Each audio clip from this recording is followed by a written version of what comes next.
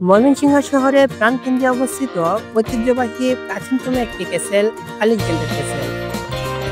প্রায় ১৫০ বছরের পুরনো ঐতিহ্যবাহী এই ক্যাসেলটি তার রূপ ও জৈলসারে আজ শুধু দাঁড়িয়ে আছে ইতিহাসের সাক্ষী হয়ে।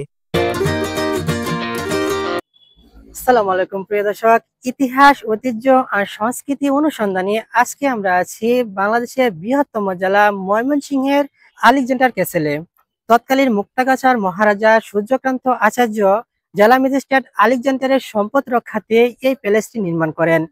সুদূর চীন থেকে কারিগর এসে লোহা এবং কাঠের মাধ্যমে পুরো প্যালেসটি নির্মাণ করেন।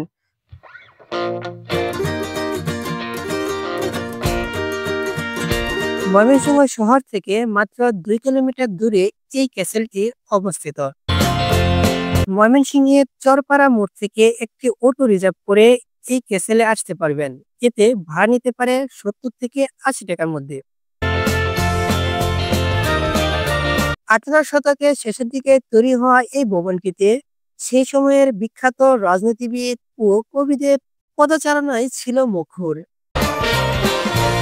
বিশ্বকবি রবীন্দ্রনাথ ঠাকুর ময়মনসিংহ সফরের সময় এই ভবনে কয়েকদিন বিশ্রাম নেন।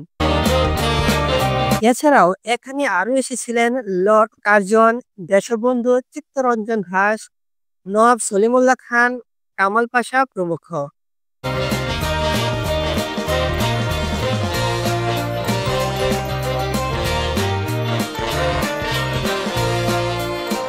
সুদূর চীন থেকে আসা কারিগর দিয়ে কাঠ ও লোহার অপরূপ সমন্বয়ে দৃষ্টিনন্দন এই প্রাসাদটি নির্মাণ করা হয়। প্রাসাদ তৈরিতে অত্যাধিক লোহার ব্যবহার করার কারণে স্থানীয়দের কাছে এটি লোহার কুঠি নামেও পরিচিতি পায়। দ্বিতল ভবনের ছাদে অভ্র ও চুমকি ব্যবহার করে প্রাসাদের ভিতরে ঠান্ডা রাখার ব্যবস্থা করা হয়েছিল।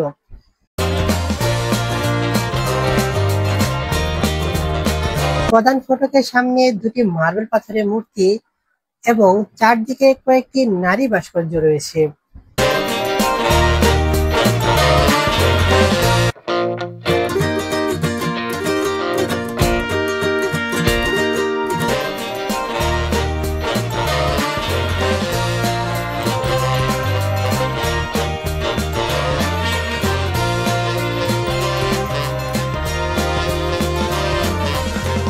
প্রাসাদের পিছনে রয়েছে